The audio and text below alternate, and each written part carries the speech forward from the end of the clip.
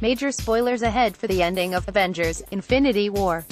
So if you don't know how it ends and don't want to know, leave now, seriously.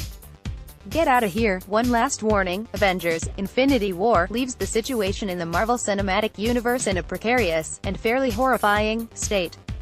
Despite an unprecedented uniting of heroes, Thanos manages to gather the all-powerful Infinity Stones and achieve his ultimate goal, eliminating half of all life in the universe from existence.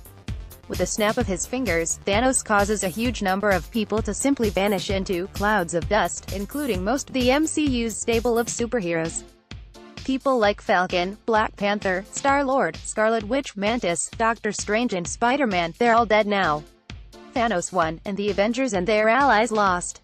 But clearly, the story of Thanos and the Infinity Stones is far from over. There are quite a few plot threads still up in the air, as well as major characters who didn't make it into Infinity War, not to mention that we're getting another Avengers movie just a year from now, with 2 other movies in between. So what in the hell happens next? First up, there's Ant-Man and the Wasp, out in July, which we know is set, or at least begins, before the events of Infinity War. We also know that that movie resolves a plotline from the first Ant-Man, about how Janet Van Dyne, who suited up as the Wasp with original Ant-Man Hank Pym, was lost in the quantum realm.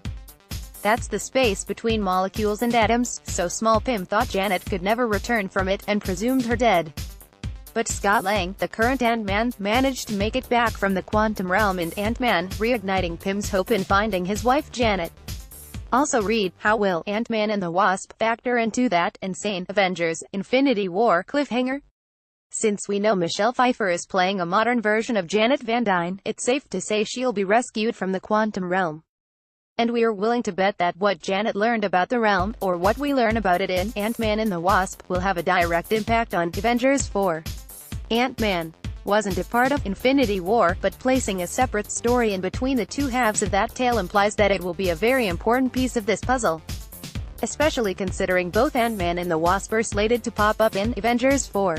For a much deeper dive into how Ant-Man and the Wasp, and travel into the quantum realm in particular, could play into that Infinity War cliffhanger, check out our closer look right here. The same goes for Captain Marvel, the second of the 2 MCU movies between the 2 Avengers movies, and the one that was directly referenced in the post-credits scene in Infinity War. Nick Fury's final act before he ceased to exist because of Thanos was to contact Captain Marvel, real name Carol Danvers. Marvel, art by Jim Starlin. That's probably because Danvers has some serious connections to Thanos. Her story is set in the 1990s, and her origin concerns her meeting up with, and teaming up with, Mar-Vell, an alien of the Kree race. We first saw the Kree, who have an empire out beyond Earth, in Guardians of the Galaxy. Ronan the Accuser, the blue villain of that movie, was a Kree warrior. Mar-Vell is a minority white-skinned Kree, which allows him to blend in as human, and in the comics he visits Earth in order to spy on humanity's space flight capabilities and potential to threaten the Kree Empire, but he winds up becoming a superhero instead. Eventually, Danvers is subjected to a Kree weapon that merges her DNA with Kree DNA, giving her incredible powers on par with Mar-Vell. Also read, how will Captain Marvel play into that wild Avengers: Infinity War ending? In the comics, Mar-Vell has a long history with Thanos. He previously stopped his universe-controlling machinations and was even named Protector of the Universe, specifically to oppose the Mad Titan. But Mar-Vell eventually died, and Danvers took up the mantle of Captain Marvel. All that comics lore can easily be linked back to Infinity War as we know it. If Mar-Vell was fighting Thanos, he might have delayed the Mad Titan's quest for the Infinity Stones. He could have also given his knowledge of how to deal with Thanos to Danvers before he died. That would explain why Nick Fury contacted Danvers in his final moment. She's been waiting for Thanos' arrival. The question then becomes, why hasn't she been called to action before? That's almost certainly a question we'll have to wait until March, when the Captain Marvel movie hits theaters, to get an answer to. He also delved much deeper into the many ways Captain Marvel will be important to what happened in Infinity War. We're honestly expecting it to function as a direct prequel to the battle with Thanos, and you can read that right here. Also read, Avengers: Infinity War post-credits scene explained. What logo was that on the pager? Then there's the matter of Doctor Strange. During Avengers: Infinity War, Strange uses the Time Stone to delve into the future and try to find a scenario in which the heroes manage to beat Thanos.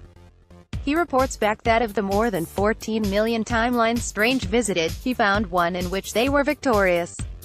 So presumably, his actions in Infinity War are Strange working to make that one reality come true, even though Thanos' victory in this movie seems at odds with that idea. But that's only the short view. Doctor Strange's last words before he, too, turned to dust, "There was no other way," indicate that the future he hoped to bring about is still very much in play, despite what feels like an extremely large setback. For a deeper discussion of Doctor Strange's apparent long game, click here. Also read, Avengers, Infinity War, that crazy ending was part of Doctor Strange's plan. It also seems like Gamora and the Soul Stone have a much bigger role to play in Avengers 4. In the comics, the main deal with the Soul Stone is that it traps souls within itself in a dimension called the Soul World, and it seems Infinity War is going the same way, with Thanos finding himself briefly inside the Orange Soul Stone world to talk to young Gamora. If that's the case, there's definitely more to the emotional conflict between Thanos and his adopted daughter than we've seen, and just because so many characters have died doesn't mean they don't still have a part to play in the future, since they may very well be stuck in that soul world now too. We also can't forget the Time Stone's ability to turn back the clock. Somehow, that seems like a very relevant power right now, though we don't know if anyone is left who has the ability to use it.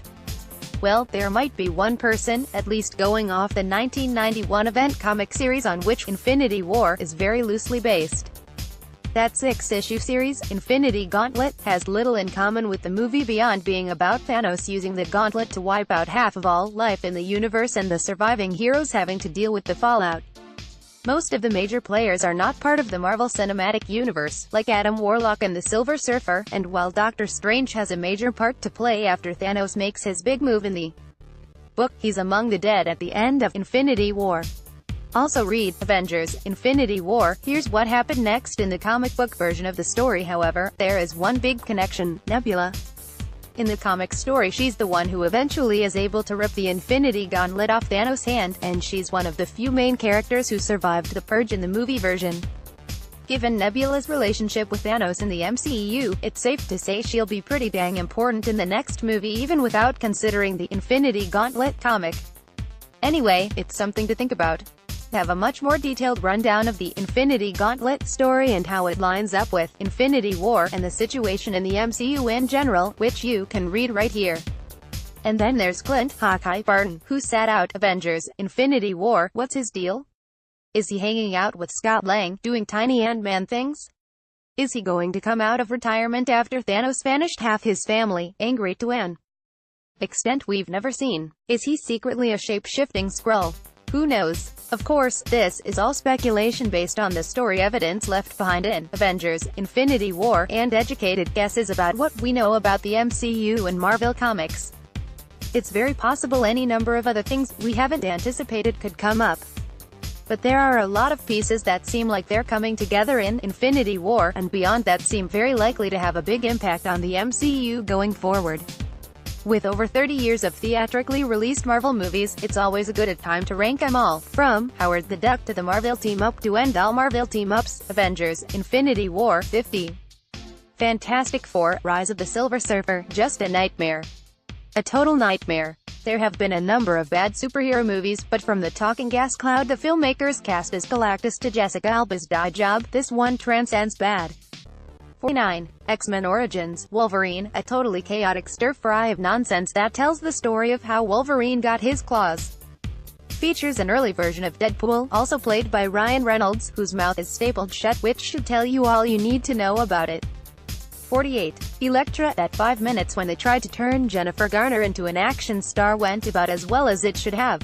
47. X-Men, The Last Stand, just a total mess, incoherent from the word go. After losing director of the first 2 X-Men films, Bryan Singer, to the first Superman reboot attempt, replacement Matthew Vaughn gave way to eventual director Brett Ratner, who might have killed off the superhero genre entirely were Spider-Man not blowing up the box office.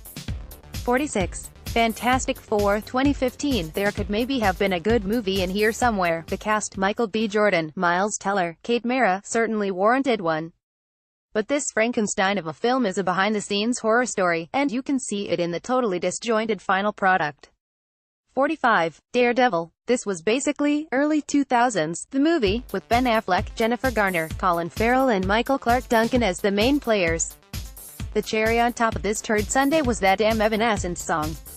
44. Fantastic Four 2005. Tim Story's first Fantastic Four is just sort of there, challenging you to remember it exists.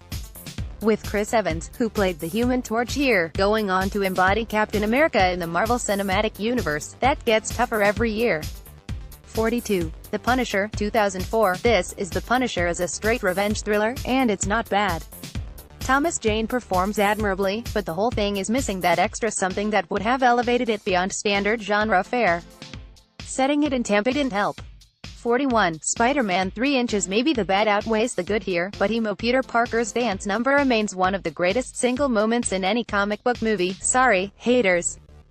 40. Howard the Duck, a notorious flop at the box office and, yeah, it's not exactly good, but now, 30 years removed from its premiere, Howard the Duck is pretty fun as a relic of the 80s. 39. The Punisher 1989. Dolph Lundgren and Louis Gossett Jr. star in a low-rent 80s grunge sea-level classic. This one's all novelty value.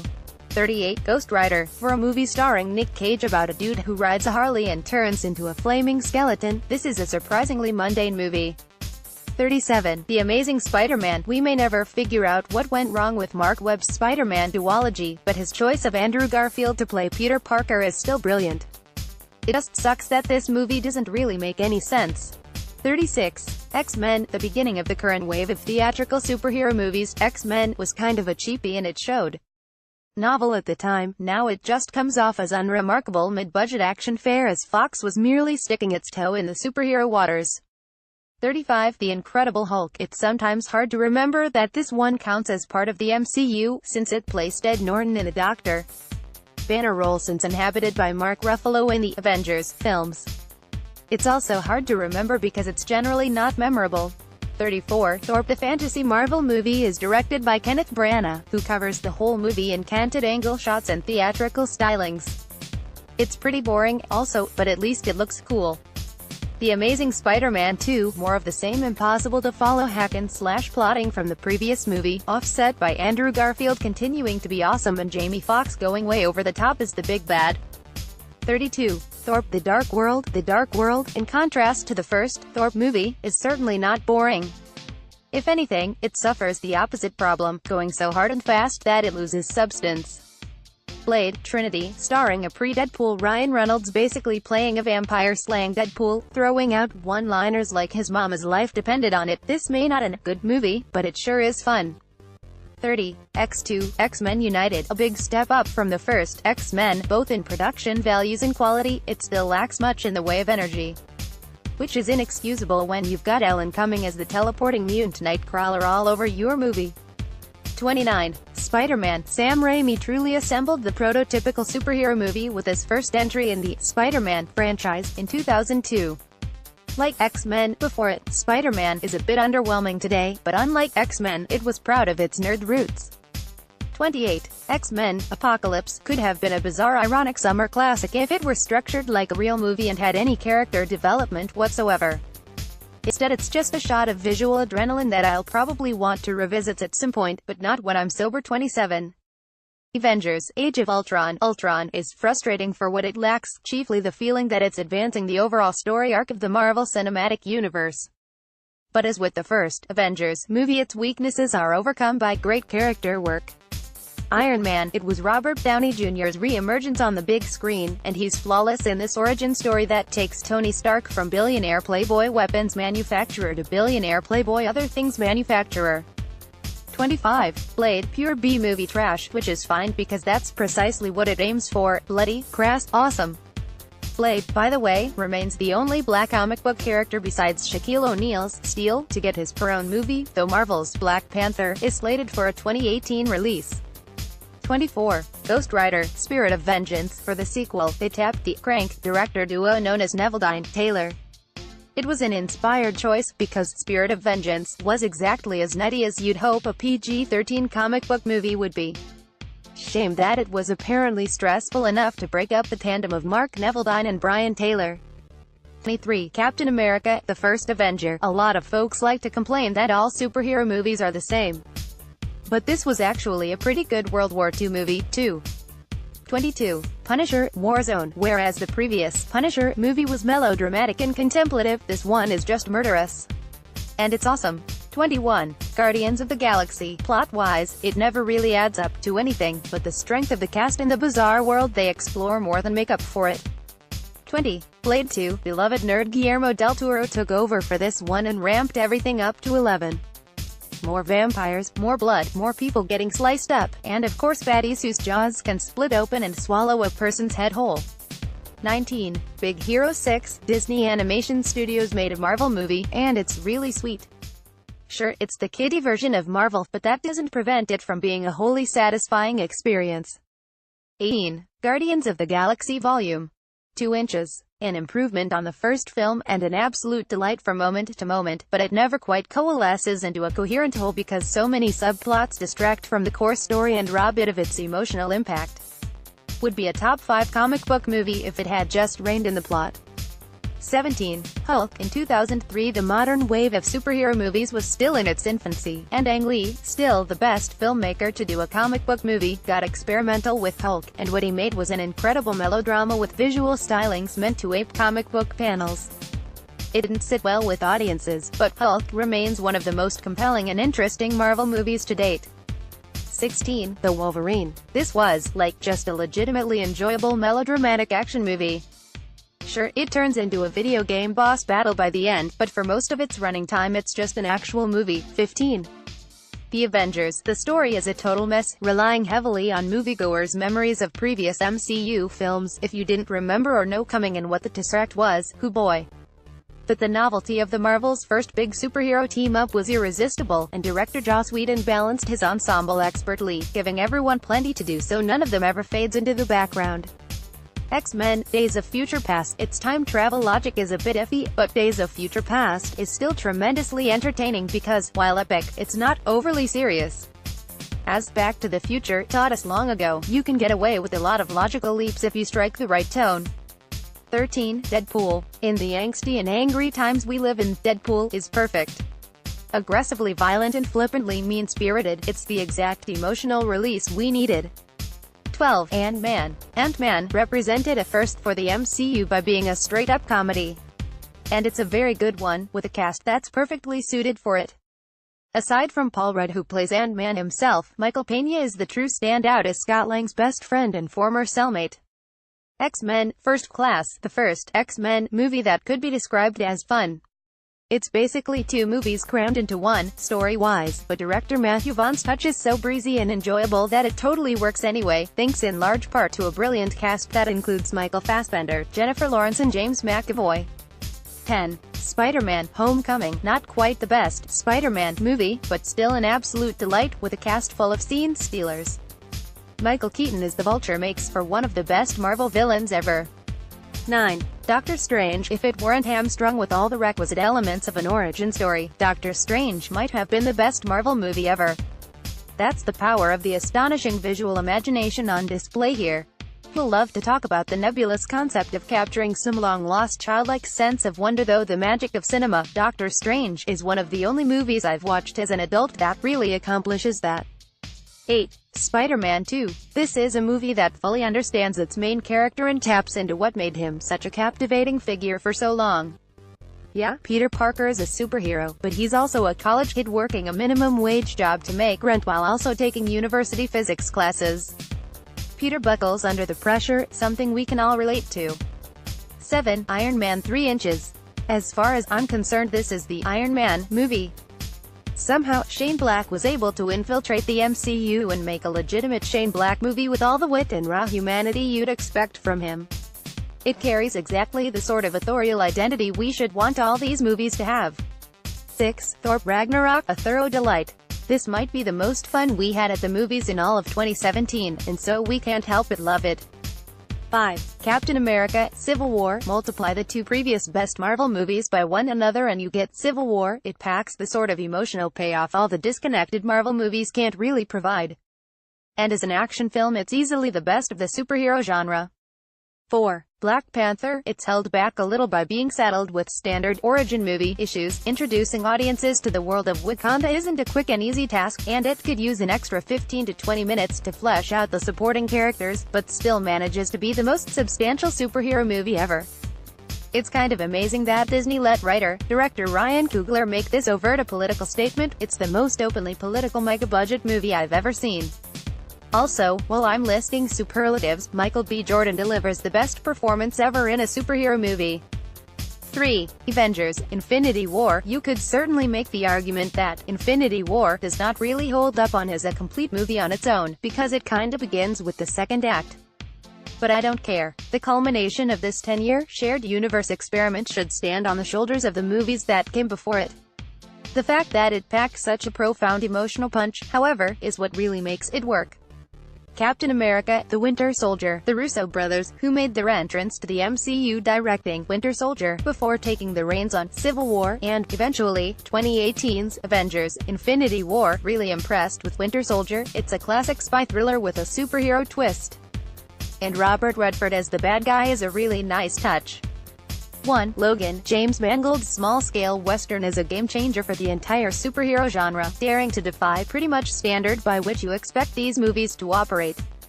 It's just a great movie by any normal standard. Where Civil War elevated the genre, Logan opts instead to be something else entirely, and we are all the better for it. With over 30 years of theatrically released Marvel movies, it's always a good time to rank them all, from Howard the Duck to the Marvel Team-Up to end all Marvel Team-Ups. Avengers: Infinity War.